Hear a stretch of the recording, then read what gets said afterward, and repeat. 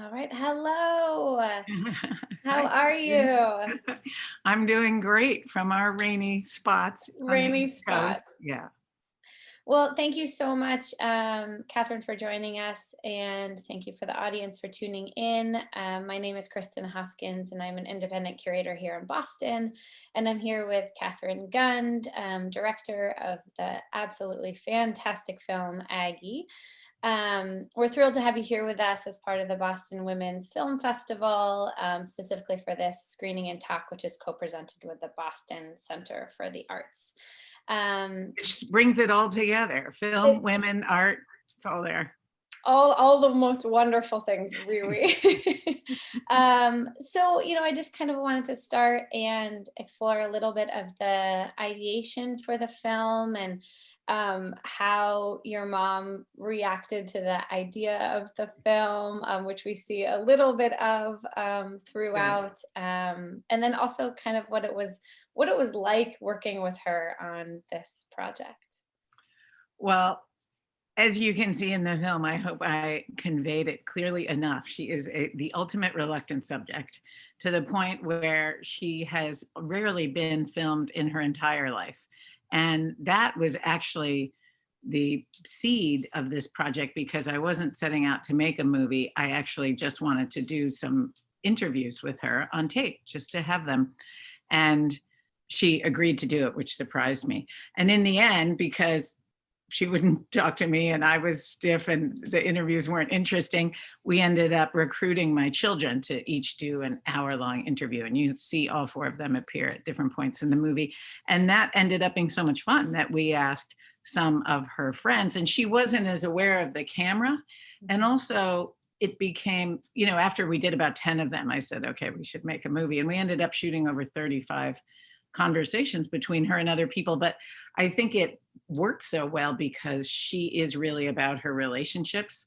Um, and she's a growing person and she's a communicator and all the things that don't do well in a talking head interview or frankly in quarantine. She's, really someone who can relax and be her true self and curious when she's among friends and people in conversation. And so once we started doing that, I realized also that it was avoiding all the traps of talking heads interviews where you just have literally a talking head. They're boring, they're staid, and they tend to not have a kind of fly on the wall, like you don't feel like you're with them. And I started to feel like with these conversations, they really were more like direct cinema, more verite, and that it was just me eavesdropping on real life moments. And that's a kind of filmmaking I'm much more attracted to because of its dynamism. So in the end, I made the film because of Art for Justice, because she did this big thing. I think without that, I wouldn't have indulged in a portrait of a parent. And I, for that reason, don't even see this as that. I saw this as an opportunity to ask questions about how we become who we are and how empathy works on us. She's notoriously open to art. She's an art collector, but open to the stories and the relationships with artists, which is frankly why she says she collects contemporary art, because she wants to know the artists and she wants to see their artwork develop. And so in that sense, I wanted to see how somebody had come to a moment where they would do what is well known, certainly if people saw the movie, and sell her favorite painting that she had had over the mantelpiece for 40 years. And with the intention of investing in imagination to end mass incarceration. And it wasn't to get money and use the money for something. It was actually to sell the painting to fight for criminal justice reform. Um, and I thought that was fascinating. And honestly, I don't think it's a stretch. I think it should be far more common that the intentions around how we use money and finances are used to fight economic inequality. So it's counterintuitive if people are about trying to make lots of money, but if you go to their hearts, I don't think people want other people to suffer. And Aggie doesn't want anyone to suffer. And so she sold this painting. And so basically the film is a kind of unraveling, like, what do we need to know about her to start to piece together how she might have arrived at this place? So that's a lot of answer in one, but it gave me my excuse really to make the movie. And the more micro question about what it was like to actually film with her, you also see evidence of in the film, which is not just that she doesn't want to be on camera, but she literally doesn't want to talk to me. And we're in the back, and we talk all the time. We're very close, but not when there's a camera around. And so we're in the back of the car sometime, which was the only time I could get her alone and quiet. And she couldn't really like escape, although she did try to get out and walk once. She blamed it on the traffic, but I knew it was because I was asking. She's like, it would be faster if I walked. Like, just answer a couple questions. So, but you see that, what I hope comes across in some of her responses in the back of the car, like if you watch till the end of the credits, there's a little treat at the very end where I revisit the question from the beginning of the film and I say, well, what do you think of the film? And she says, the film is great. What film? And I feel like in that moment, I was like, then all the answers to the questions of what it's like to try to work with her. I mean, which is twofold, because I think no one else could have made a movie at all about her because she wouldn't have allowed it. But it wouldn't have been this kind of movie, which I feel like is very intimate and super honest. And that there was this fundamental trust that she had. And the fact that you see it reflected when she says the movie's great. She just wants to please me, whatever the question is. What do you think of the movie? She's like, the movie's great. Like, happy, happy, joy, joy. I just want you to be happy. And clearly you would want me to like whatever movie we're talking about.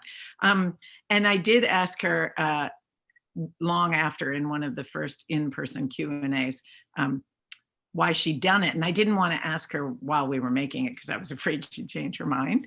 But I asked her afterwards and she said, because you asked me to. And it was just this profound moment about mothering and about our relationship. And so even though that's not the point of the film, I feel like it is what is the engine of the film. I was going to say, I mean, that's something that was very touching to watch. I mean, it was the many different layers of relationships that come through the film, between her and the artist, that she's obviously cultivated these relationships over years and years and years, and also her relationships to her children and to her grandchildren. And I mean, it's just, it's very lovely to see that throughout.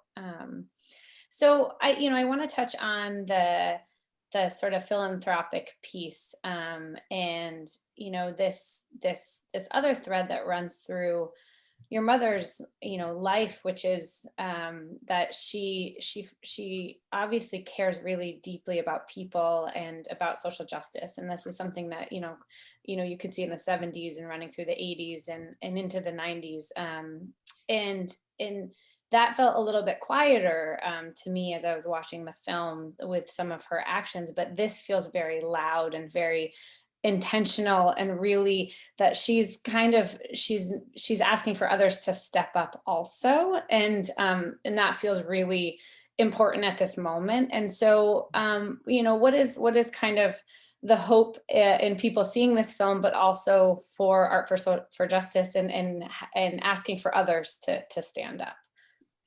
Well, I feel like that's at least a two-part question, because seeing Aggie's previous action does seem much more subtle. She's behind the lines. I think there's several reasons why on the surface this is different. And it's part of what you're pointing to, which is that in order to attract others, you have to kind of put yourself out there. And I'm really grateful to her that during the release of the film, she's generously appeared in a couple of panels for organizations like PS1 that she has been the chair of forever, and that she's done press with me.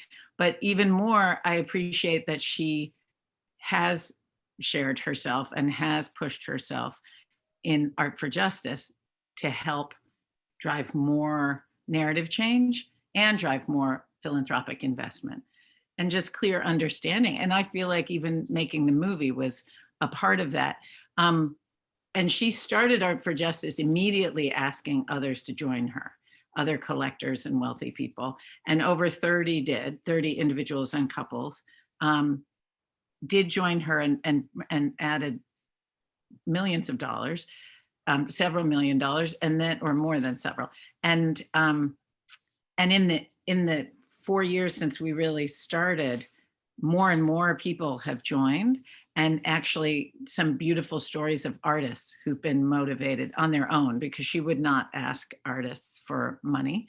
But Mark Bradford, who started it, sold a whole edition, 40 pieces, and raised $1 million for Art for Justice. And now there are many other artists joining.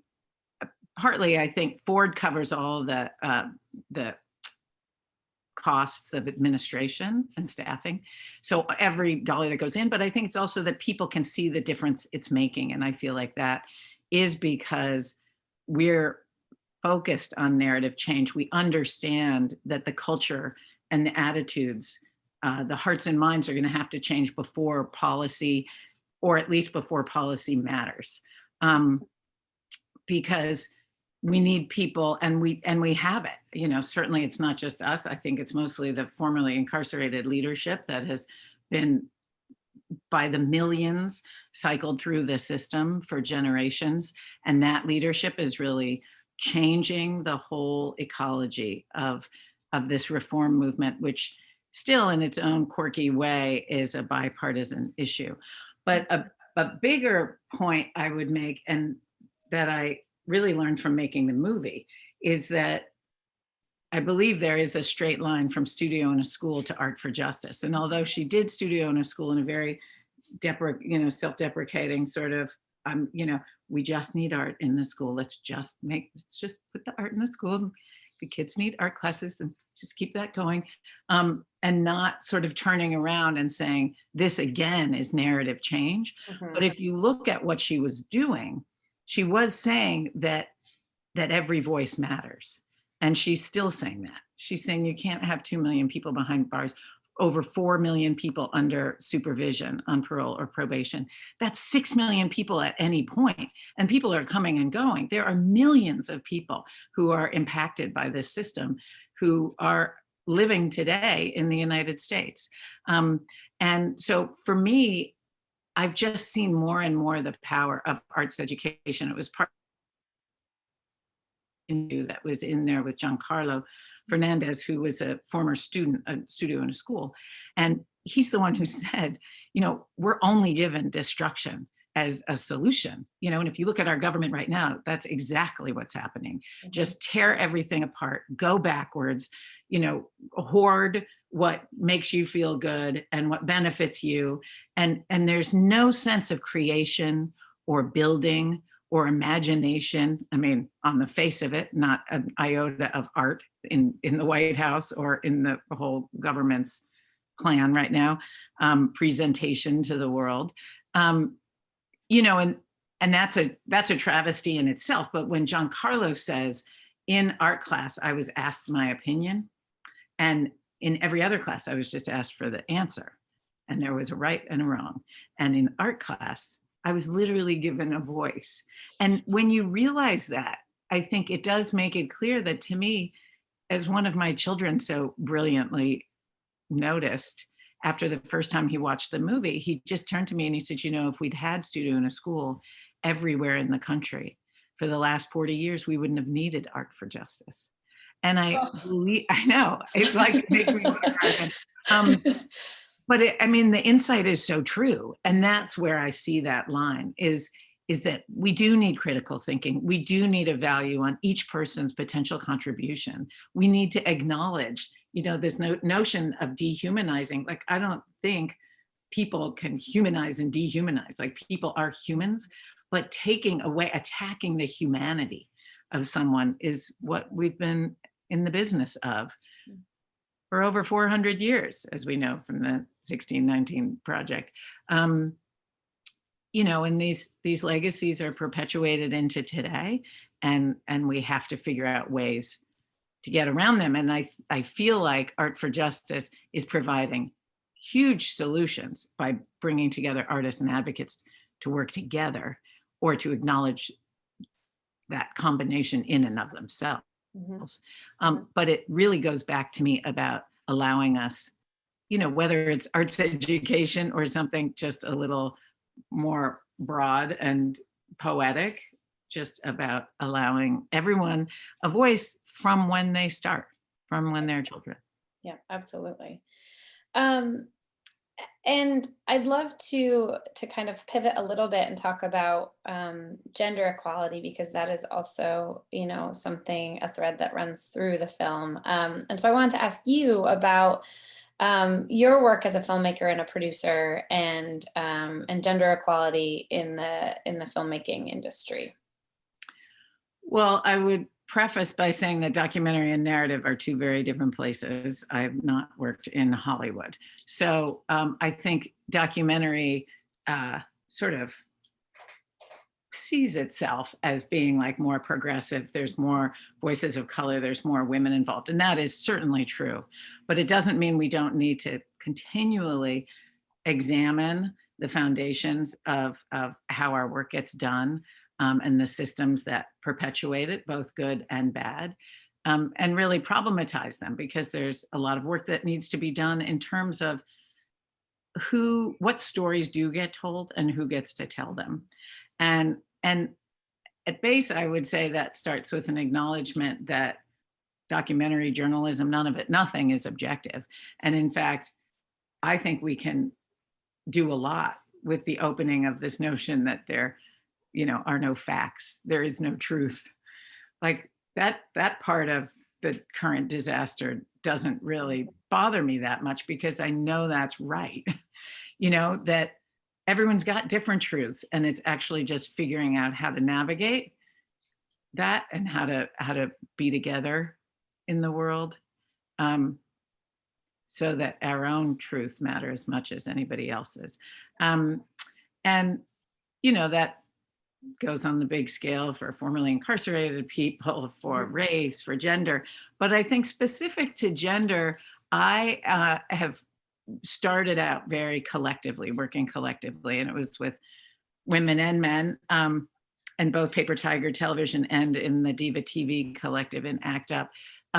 But I would say that our, just, I don't know if it was parenting. Sometimes I think being a single mom with 4 children, and not really ever being asked about that, never having that be acknowledged. Not that it's a huge challenge, but it is, but not acknowledging what that does. I think beyond saying, oh, you don't do as much work as other people do because you're doing this, as opposed to you're doing twice as much work.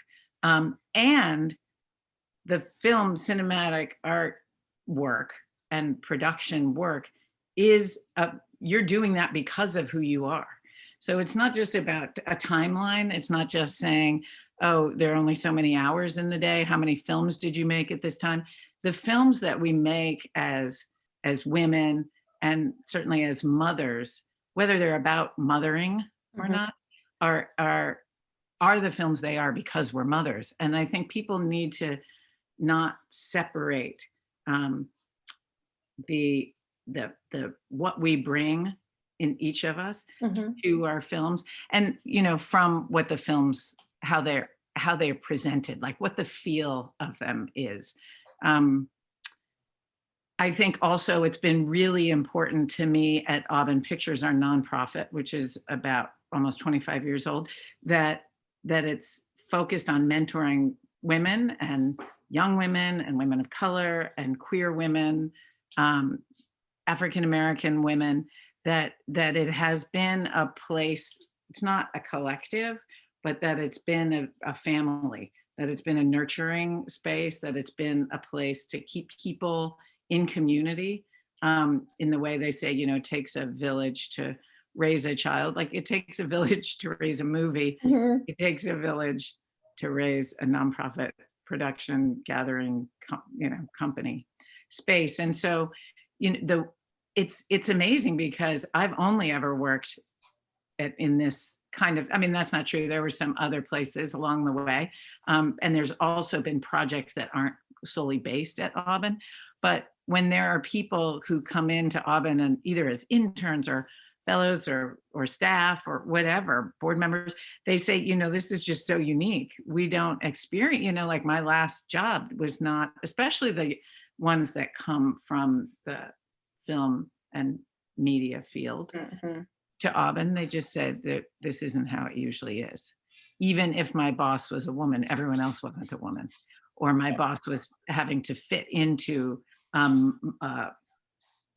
mold that wasn't created by her and wasn't dictated by ways she might have gone about doing it, bringing her experiences as a woman. I think that's some of it. I mean, what we make movies about is different. I think how we incorporate our not only advisory table, but our impact strategies from the beginning of making movies. I've been doing that for a long time. When we made On Hostile Ground about some abortion providers, we did an impact. It wasn't called impact then. It used to be called distribution, then outreach, and now it's impact. But it's all the same thing. It's how the film gets used in the world. And we worked with the Medical Students for Choice and Physicians for Perch, reproductive rights and health, something like that. And we worked with organizations to make sure the movie was being used in context, and there was people to have discussions, that it was being taught in medical schools, and things like that. But once I started What's on Your Plate, which is about children and food politics, and it came out, at the time of Omnivore's Dilemma, there was food, what was it called? Food I can't remember. Anyway, there was one other film, Food Inc. Oh, yes. And that film opened at the Berlin Film Festival. They had a sidebar on food, and that was the opening night film, and ours was the closing of What's on Your Plate. And it really bracketed this discussion about justice, which isn't how most people had talked about it. It had been cooking or whatever.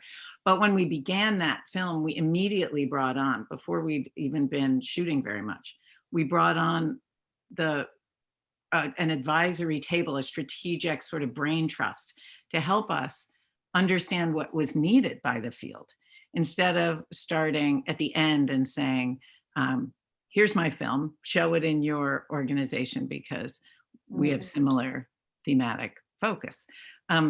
It was more like, how would this make a difference? How could you use it? And so I don't know whether that's because I'm a woman or not, but I do feel like that's baked into the DNA at Auburn Pictures, which is that we are in dynamic relationship with our community, both the makers, but also the people who use and view our movies. That's incredible. I did, it really struck me that, that was such an important strategy of your mom's collecting too, was sort of how she focused on a lot of women. She asked really good questions about it. She collected work from marginalized communities and POCs and African Americans. I mean, it's incredible to see. And she asked at some point, where are all the women? So I wanted to ask you what it means to be screening your film as part of the Boston Women's Film Festival. I think that it's amazing. I mean, I certainly am a futurist enough to think that at some point there will not be gender, but we're not there. And, there have been many at the same time, but 3 of my feature-length documentaries over the recent years have been about Streb, Chavella, and Aggie. And Streb is Elizabeth Streb. It's called Born to Fly. And it's an incredible film about this physical dance artist, like physics person, who, has her dancers walk down buildings and jump off bridges, and she does too, actually walk down the buildings. And so and she's older than I am, and I feel like that was really about bravery, and Chavella was about bravery, and Aggie's about bravery. And when I look at them together, I never set out to make a triptych or trilogy of films about older art related women who are modeling survival for all of us in a really deep and sort of sublime way in their own different ways. I didn't set out to do that, and yet I've been so drawn to it because they're not we're not flooded with this kind of media. We don't see images, maybe now Meryl Streep, bless her, um, heroine, but as she gets older, she speaks up for being her age and having lived a big life, and same with Jane Fonda and with and from Grace and Frankie, Lily Tomlin. Like, I do feel like we have some incredible elders who are living amongst us and really paving a way. But the fact that I just counted out 3, and that it's not just so many, I couldn't start the list. And that's really how it should be. So in that way, I think it's really special. I think there is a way that we keep having to lift each other up. And until all lives really do matter, we need to keep the focus on the voices and raising the voices of the people who are being scooted to the edge. Awesome. Well, what a lovely place to end our discussion today. I want to thank you so much for joining us here, Catherine, and I encourage everybody that is watching this today to keep watching films through Boston Women's Film Fest. You can go to the website to check out more films to watch. Festival runs through Sunday. Congratulations, Catherine, on an incredible, incredible film, and thank you so much for joining us. Thank you. And I would also say thank you for rebounding in this moment and really making an effort to keep the festival going. And so I applaud the people who are taking advantage of the opportunity to keep participating and to keep these dialogues going. And so kudos to you for doing it. I hope that lots of people tune in. Great. Thank you so much. Bye. Bye.